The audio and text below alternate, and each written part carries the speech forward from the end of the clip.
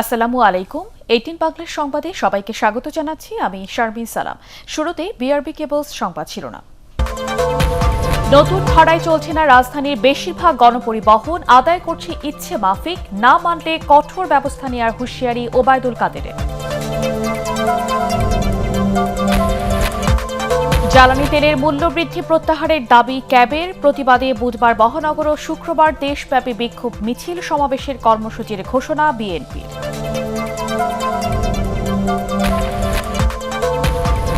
শীর্ষ নেতাদের সাজা হওয়ায় রাজনৈতিক দল হিসেবে ভবিষ্যতে বিএনপির অস্তিত্ব না থাকার শঙ্কা প্রকাশ প্রধানমন্ত্রীর।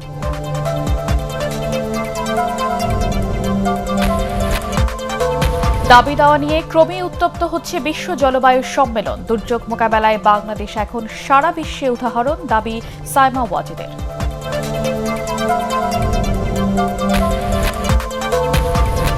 এবং দ্বিতীয় দফার ইউপি নির্বাচনে সহিংসতা ঠেকাতে 10 জেলায় নেওয়া হয়েছে বাড়তি সতর্কতা।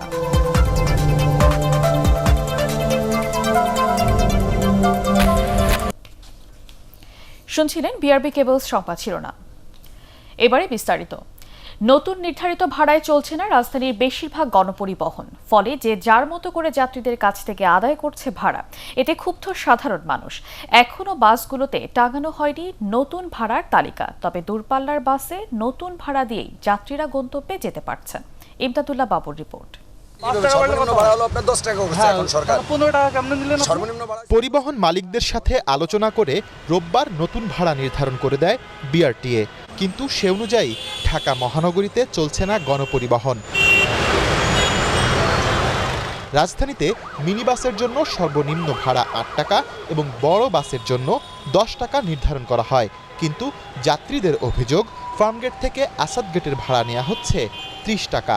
অবশ্য পরিবহন শ্রমিকদের দাবি নির্ধারিত নতুন ভাড়াই নিচ্ছেন তারা। ফার্মগেট থেকে এখানে আসছে আমাদের 30 টাকা ভাড়া নিচ্ছে। 8 টাকার আগে তো আসছিল 15 টাকা। হ্যাঁ, 8 আর 15 কত হয় ভাই? আমি এটা কই পারবো না ভাই, আমি এটা বেজার লাগুন। 20 টাকার ভাড়া 30 টাকা, 10 টাকার ভাড়া 20 টাকা। 10 টাকা বেশি নিতেছি, যা ভাড়ার থেকে 10 টাকা বেশি। নতুন ভাড়া কার্যকরের প্রথম দিনে রাজধানীর বিভিন্ন রুটে ভাড়া নিয়ে যাত্রীদের সাথে পরিবহন শ্রমিকদের কথা কাটাকাটি হয়।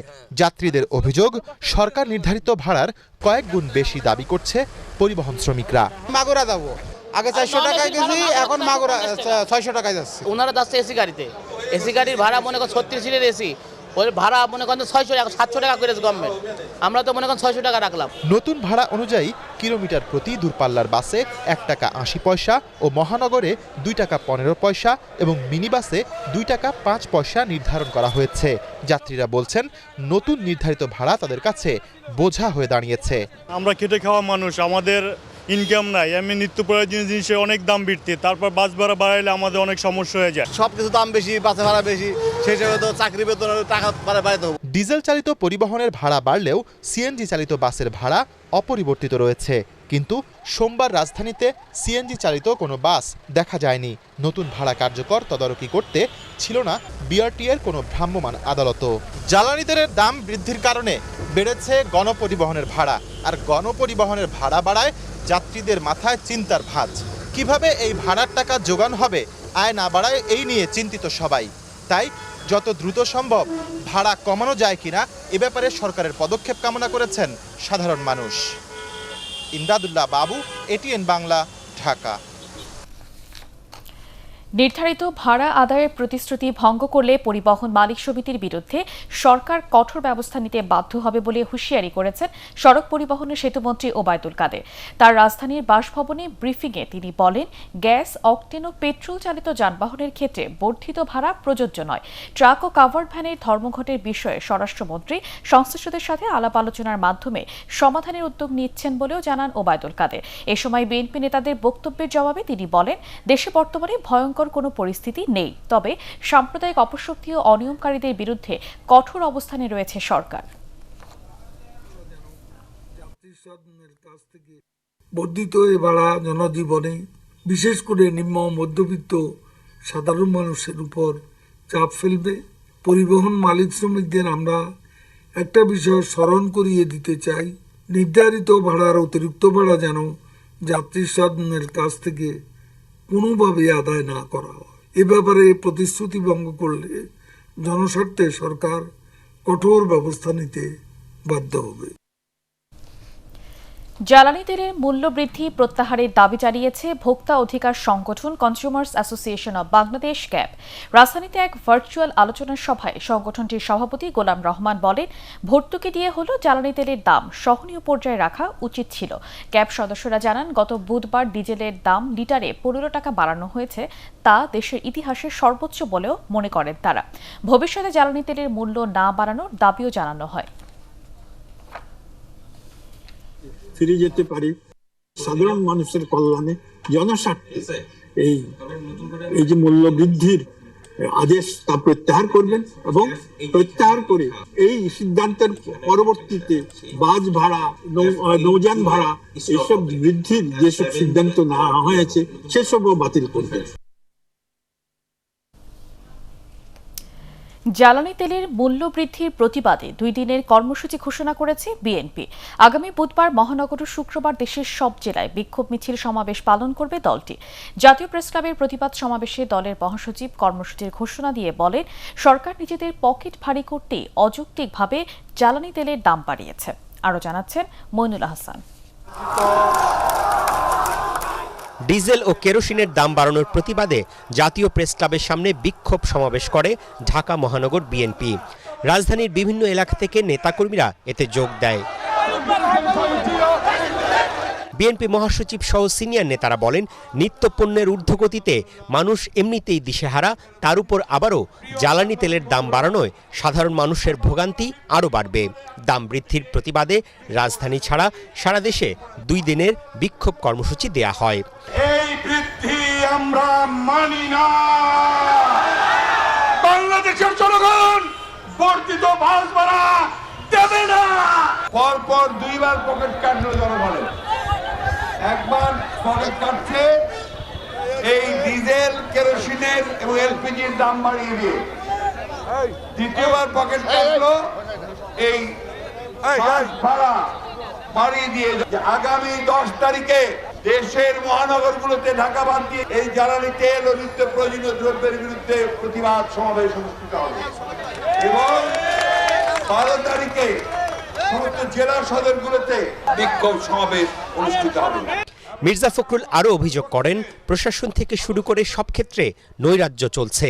তার অভিযোগ, ইউপি নির্বাচনের নামে জনগণের সাথে প্রহসন করা হচ্ছে। ভোট হচ্ছে, এই ভোটে দেখা গেল আওয়ামী লীগ মারামারি করছে। 87 জন মারা গেছে কয়েক মাসের মধ্যে।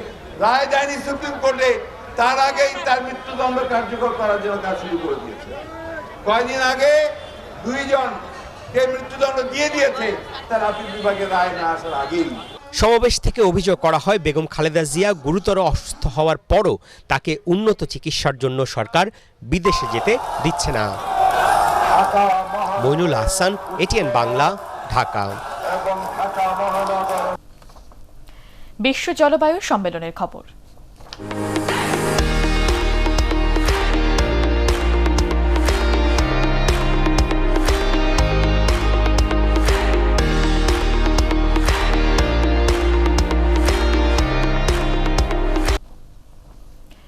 বিএনপির শীর্ষ নেতৃত্বে সাজা হওয়ায় রাজনৈতিক দল হিসেবে ভবিষ্যতে দলটির অস্তিত্ব না থাকার শঙ্কা প্রকাশ করেছেন প্রধানমন্ত্রী শেখ হাসিনা।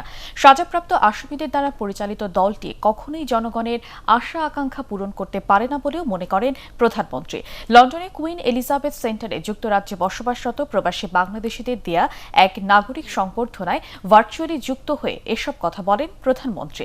দলটি ক্ষমতায় থাকাকালীন অবৈধভাবে অর্জিত টাকা দিয়ে তারেক রহমান লন্ডনে আয়েশি জীবনযাপন করছে বলেও জানান তিনি। বিদেশে বসে যারা দেশবিরোধী অপপ্রচার ও ষড়যন্ত্র করছে তাদের ব্যাপারে সবাইকে সতর্ক থাকার আহ্বানও জানান তিনি। এ সময় প্রবাসীদের দেশে আরও বিনিয়োগ করার আহ্বান জানান প্রধানমন্ত্রী। ওদের মধ্যে দেশপ্রেম নাই, জাতির জন্য কোনো কল্যাণ চিন্তা নাই, ক্ষমতাকে ভোগের বস্তু মনে করে, লুটপাটের বস্তু মনে করে। আপনারা নিজেরা এখন দেখতে পারেন তাদের জীবনযাত্রা, এই প্রবাসী থেকেও কিভাবে তারা জীবনযাত্রা করে, তাদের সোর্স অফ ইনকাম কি, অর্থ কোথা থেকে উপার্জন করে, তার এক জায়গায় জিজ্ঞেস করে না কোথা থেকে অর্থ পায়, কিভাবে চলে। জনগণের সম্পদ লুট করে তারা বিলাসিতা করে, আর আওয়ামী লীগ জনগণের পাশে থাকে, জনগণের কল্যাণ চিন্তা করে। শেষের দিকে ক্রমেই উত্তপ্ত হচ্ছে বিশ্ব জলবায়ু সম্মেলন। বাইরে হাজার মানুষের বিক্ষোভ আর ভেতরে দাবি দাওয়া নিয়ে চলছে গরম আলোচনা। এই পরিস্থিতিকে এবার বাংলাদেশের সাফল্য বলে জানান ক্লাইমেট ভুলনারেবল ফোরামের বিশেষ দূত ও প্রধানমন্ত্রী শেখ হাসিনা তনয়া সাইমা ওয়াজেদ পুতুল। স্কটল্যান্ডের গ্লাসগোতে সম্মেলন কেন্দ্রে আমাদের বিশেষ প্রতিনিধি কেরামতুল্লাহ বিপ্লবকে দেয়া একাত্তর সাক্ষাৎকারে এসব বলেন তিনি। আর মাত্র কয়েকদিন, তারপরে শেষ হচ্ছে পরিবেশ ও জলবায়ু রক্ষায় জাতিসংঘের এই বিশ্ব সম্মেলন। কিন্তু তার আগে ভীষণ উত্তপ্ত গ্লাসগো রাজপথ। সম্মেলনে ক্ষতিগ্রস্তদের ৫৫টি দেশের ক্লাইমেট ভার্নারেবল ফোরাম CVF এর নেতৃত্ব দিচ্ছে বাংলাদেশ। এর বিশেষ দূত প্রধানমন্ত্রী তনয়া সাইমা ওয়াজেদ। তিনি জানালেন বাংলাদেশের এবারের অবস্থান। আমাদের এই প্ল্যানটা হচ্ছে একটা খুব বিশেষ একটা প্ল্যান, খুব কম্প্রিহেন্সিভ একটা প্ল্যান। আমরা এখানে লিড করছি বাংলাদেশ একটা দেশ হিসাবে, এবং এটার সাথে CVF এর যত 55 দেশগুলো আছে, তো এই দেশগুলোকে আমরা দেখাতে চাই যে কি সব জিনিস করা উচিত, কিভাবে করা যাবে। জলবায়ুর দুর্যোগ মোকাবেলায় বাংলাদেশ এখন বিশ্বের উদাহরণ বলেও জানান সাইমা ওয়াজেদ ও বিদেশি বিশেষজ্ঞরা। আমরা দেখলাম এই লাস্ট কয়েক বছরে যে কিভাবে আবহাওয়ার মানে ক্লাইমেট চেঞ্জের কারণে আমরা প্রত্যেকটা দেশে এক একটা ডিজাস্টার যেটা হচ্ছে সেটা ম্যানেজ করা যাচ্ছে না। We were discussing how Bangladesh is really very severely affected by climate change with flooding, which displaces people, that can lead to loss of property, trauma, anxiety and depression, certainly any food issues associated with changes in the availability of water. Too much water can be very bad for crops as well, can lead to malnutrition issues, and these are impacts that we know are going to get worse until mid-century, and so it's really. এদিকে জলবায়ু সম্মেলনে বিশ্ব নেতাদের এখনই কার্যকর পদক্ষেপ নিতে চাপে ফেলতে গ্লাসগোর রাস্তায় হাজার মানুষ প্রতিবাদ স্লোগানে মুখরিত গত 4 দিন ধরে। এর নেতৃত্বে আছেন বিশ্বে আলোচিত পরিবেশ কর্মী সুইডিশ কিশোরী গ্রেটা থুনবার্গ। সেখানে কোনো এলাকা মরুকরণ হয়েছে, কোথাও কোথাও গাছপালায় দাবানল হচ্ছে, কোথাও কোথাও সাগরের পানির উচ্চতা বাড়ছে। এই রকমের নানা রকমের পরিবেশ দুর্যোগ বা জলবায়ু দুর্যোগকে মোকাবেলার জন্য তারা এখানে প্রতিবাদ জানাচ্ছেন, এবং একই সাথে একথা বলা হচ্ছে যদি বিশ্বনেতারা একমত হতে না পারেন তাহলে বিশ্ববাসী যে হুমকি, যে দুর্যোগের মুখে পড়বে তা কোনোভাবেই ঠেকানো যাবে না। কেরামতুল্লাহ বিপ্লব, ATN বাংলা, গ্লাসগো, স্কটল্যান্ড। দ্বিতীয় দফার ইউপি নির্বাচনে সহিংসতা ঠেকাতে 10 জেলায় বাড়তি সতর্কতা নেওয়া হয়েছে বলে জানিয়েছেন নির্বাচন কমিশন সচিব হুমায়ুন কবির খন্দকার। ওইসব এলাকায় নিরাপত্তা বাহিনীর অতিরিক্ত সদস্য মোতায়েন করা হচ্ছে বলে জানান তিনি। ইসি সচিব বলেন, ইউপি নির্বাচনে সহিংসতার দায় নিতে হবে প্রার্থী ও তাদের সমর্থকদেরই। একরামুল হক সাইবের রিপোর্ট। নির্বাচন কমিশনার হিসেবে সেপ্টেম্বরের মাঝামাঝি থেকে এ পর্যন্ত দ্বিতীয় ও তৃতীয় দফার ইউপি নির্বাচনকে ঘিরে সহিংসতায় সারা দেশে মারা গেছে 20 জন। আহতের সংখ্যা প্রায় 100, যদিও এই সংখ্যা আরও বেশি উঠে এসেছে সংবাদ মাধ্যমগুলোতে। সংঘর্ষের এসব ঘটনায় ব্যবস্থা নেওয়ার কথা জানালেও মাঠ প্রশাসনের ব্যর্থতা নেই বলে দাবি ইসি সচিবের। Election commission, law enforcing agency, এটি কারোই দায় নয়। বিষয়টি হলো এই দায়টি আমি দিতে চাই যারা প্রার্থী এবং প্রার্থীর যে ফলোয়ার্স তাদেরকে আমি দায়টি দিতে চাই। তারা যদি নিজেদেরকে সংযত করতে পারতেন এবং তারা যদি অতি আবেগী না হতেন তাহলে কিন্তু এই মৃত্যুগুলো হতো না। প্রত্যেকটা জায়গায় কিন্তু এই ঘটনাটি হঠাৎ করে ঘটে যাওয়ার পরে ল এনফোর্সিং এজেন্সি সাথে সাথে এগুলো মামলা নিয়ে নেন এবং লোকজনকে অ্যারেস্ট করেন। এরপরে তারা বিবেচনা করে ব্যবস্থা নিয়ে। দ্বিতীয় দফায় 11 নভেম্বর ভোট হবে 8 বিভাগের 843টি ইউনিয়নে। এর মধ্যে নরসিংদী ও নারায়ণগঞ্জ সহ গোটা ঢাকা বিভাগকে বেশি ঝুঁকিপূর্ণ বলছে নির্বাচন কমিশন। গুরুত্ব বিবেচনায় বিভিন্ন এলাকায় মোতায়েন করা হচ্ছে অতিরিক্ত পুলিশ, বিজিবি ও ম্যাজিস্ট্রেট। 10টি জেলা থেকে তারা বিজিবি চেয়েছেন, র্যাব চেয়েছেন এবং ম্যাজিস্ট্রেট চেয়েছেন। মনে করেছেন যে এগুলো ভালনারেবল, সেই জন্য তারা কোথাও 2 প্লাটুন বেশি বিজিবি চেয়েছেন, কোথাও 4 প্লাটুন বিজিবি চেয়েছেন, কোথাও দুই প্লাটুন বেশি র্যাব চেয়েছেন, এবং কোথাও 19 জন 20 জন করে নির্বাহী ম্যাজিস্ট্রেট চেয়েছেন, অর্থাৎ প্রত্যেকটা ইউনিয়নে যাতে তারা নির্বাহী ম্যাজিস্ট্রেট নিয়োজিত করতে পারেন। প্রতিটি ক্ষেত্রেই আমরা এটি অনুমোদন করে দিয়েছি। নির্বাচন কমিশনের আশা, গোয়েন্দা নজরদারি ও বাড়তি সতর্কতায় ভোটের দিন নির্বাচনী পরিবেশ সুষ্ঠু থাকবে। 70% বেশি ভোট পড়বে বলেও মনে করেন ইসি সচিব। ইকরামুল হক সায়েম, এটিএন বাংলা, ঢাকা। কক্সবাজারের উখিয়ার কুতুপালং রোহিঙ্গা ক্যাম্পে অস্ত্র তৈরির কারখানার সন্ধান পেয়েছে র্যাব 15। ক্যাম্পের এক্সটেনশন 4-এর পাশে অভিযান চালিয়ে 10টি অস্ত্র ও আগ্নেয়াস্ত্র তৈরির সরঞ্জাম উদ্ধার করা হয়। এ সময় অস্ত্র কারিগর বাইতুল্লাহ সহ 3 জন আটক হয়েছে। র্যাব 15-এর অতিরিক্ত পুলিশ সুপার মিডিয়া আবু সালাম চৌধুরী জানান, দীর্ঘদিন ধরে একটি চক্র ক্যাম্পের পাশের গহীন বনের কারখানা থেকে রোহিঙ্গা সন্ত্রাসীদের কাছে অস্ত্র সরবরাহ করা হচ্ছিল এমন তথ্যের উপর ভিত্তি করে গতকাল মধ্যরাত থেকে আজ ভোর পর্যন্ত অভিযান চালায় র্যাব। এদিকে নোয়াখালীর চৌমোহনীতে মন্দিরে হামলা ও লুটপাটের ঘটনায় 4 জনকে গ্রেফতার করেছে র্যাব। রাজধানীর ডেমরা, নারায়ণগঞ্জ এবং নোয়াখালী থেকে তাদের গ্রেফতার করা হয়। তাদের কাছ থেকে উদ্ধার করা হয়েছে পূজার সামগ্রী সহ লুণ্ঠিত মালামাল। সংবাদ ব্রিফিংয়ে র্যাব জানায়, সাম্প্রতিক সময়ে কুমিল্লায় ঘটে যাওয়া ঘটনাকে কেন্দ্র করে এই চক্রটি সামাজিক যোগাযোগ মাধ্যমে বিভ্রান্তিকর ও উস্কানিমূলক তথ্য ছড়িয়ে সাম্প্রদায়িক সম্প্রীতি বিনষ্টের চেষ্টা করে। এই চক্রটি শুধু অপপ্রচারই চালায়নি, তারা মন্দিরে হামলাও করেছে বলে সংবাদ ব্রিফিংয়ে জানায় র্যাব। তাদের কোনো রাজনৈতিক পরিচয় আমরা পাইনি। সামাজিক যোগাযোগ মাধ্যমের উস্কানিমূলক বিভিন্ন প্রচারণা থেকেই তারা প্ররোচিত হয়ে এই হামলায় অংশ নেয় এবং পরবর্তীতে এই যে আইটেমগুলো তারা এগুলো লুট করে এবং লুটকৃত আইটেমগুলো তারা বিভিন্ন জায়গায় বিক্রি পরিকল্পনা নেয়। ইস্পাহানি শেয়ারবাজার সংবাদ।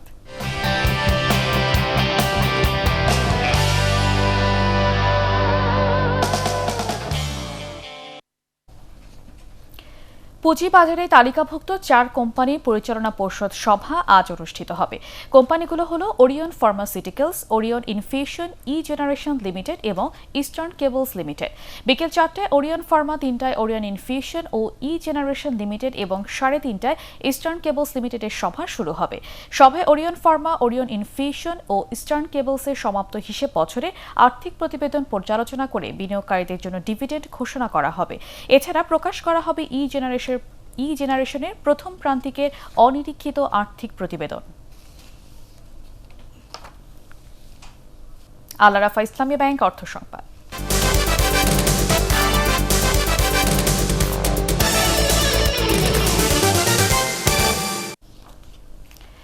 বিসিকের আয়োজনে নাটোরে শুরু হয়েছে মাসব্যাপী উদ্যোক্তা মেলা। শহরতলির দত্তপাড়া বিসিক শিল্পনগরীতে মেলার উদ্বোধন করেন সংসদ সদস্য শফিকুল ইসলাম শিমুল।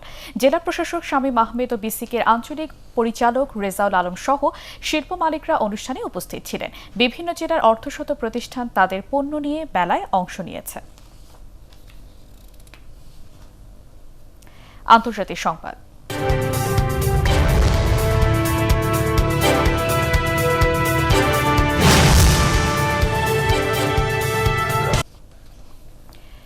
ইসরায়েলের 2 গোয়েন্দা কর্মকর্তাকে অপহরণের দাবি করেছে অজ্ঞাত একটি সংস্থা। আল জাজিরা অজ্ঞাত ওই সংস্থাটির বক্তব্য প্রকাশ করেছে। এতে সংস্থাটি দাবি করে, বিদেশে গোপন মিশনে থাকা 2 ইসরায়েলি এজেন্টকে আটক করে তাদের হেফাজতে রাখা হয়েছে। এ সময় আটক 2 ইসরায়েলির ভিডিও ফুটেজ দেখানো হয়। এতে একজন নিজেকে ডেভিড বেন রৌসি এবং আরেকজন নিজেকে ডেভিড পেটি হিসেবে পরিচয় দেয়।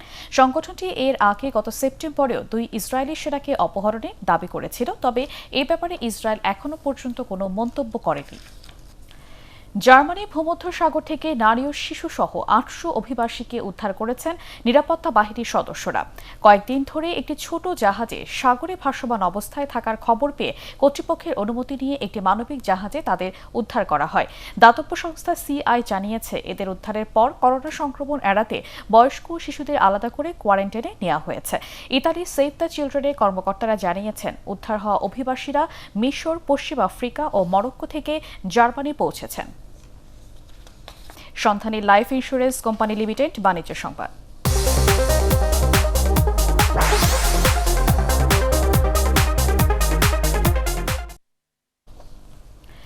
বগুড়ায় 2021-2022 মৌসুমে সরকারিভাবে আমন ধান ও চাল সংগ্রহ শুরু হয়েছে।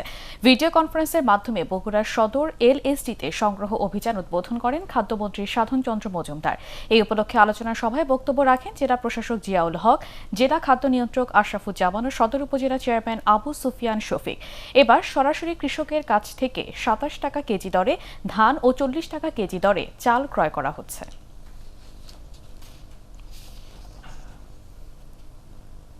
পার্টেক্স খেলার খবর।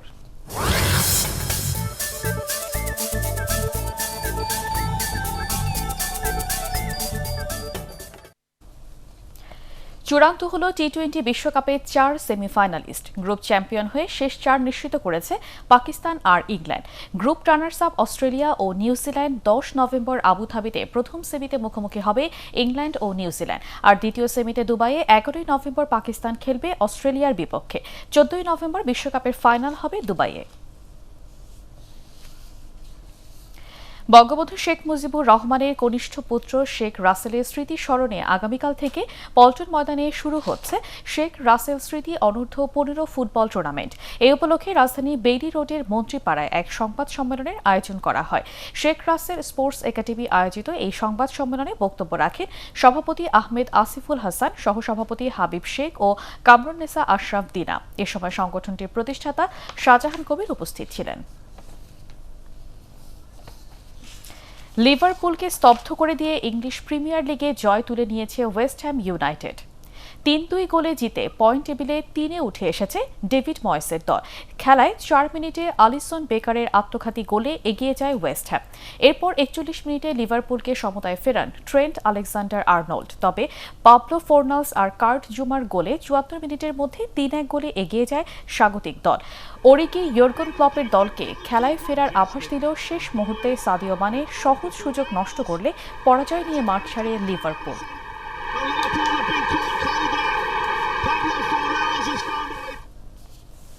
শেষ করার আগে বিআরবি কেবল সংবাদ শিরোনাম আরেকবার।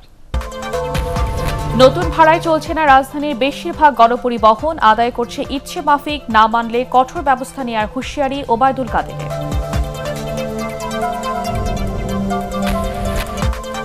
জ্বালানি তেলের মূল্যবৃদ্ধি প্রত্যাহারের দাবি ক্যাবের। প্রতিবাদে বুধবার মহানগর ও শুক্রবার দেশব্যাপী বিক্ষোভ মিছিল, সমাবেশের কর্মসূচির ঘোষণা বিএনপির।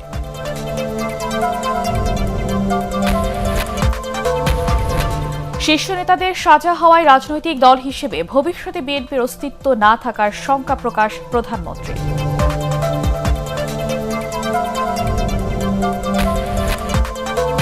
দাবি দাওয়া নিয়ে ক্রমেই উত্তপ্ত হচ্ছে বিশ্ব জলবায়ু সম্মেলন। দুর্যোগ মোকাবেলায় বাংলাদেশ এখন সারা বিশ্বে উদাহরণ, দাবি সাইমা ওয়াজিদের।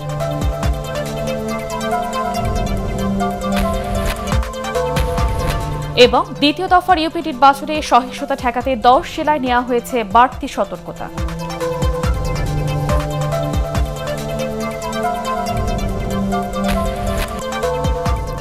পরবর্তী সংবাদ দেখার আমন্ত্রণ জানিয়ে এখনকার মতো শেষ করছি। করোনা ভাইরাস থেকে নিজেকে সুরক্ষিত রাখতে মাস্ক পরুন, বারবার হাত পরিষ্কার করুন। এটিএন বাংলা সংবাদ ইউটিউবে দেখতে ব্রাউজ করুন youtube/ATN Bangla News।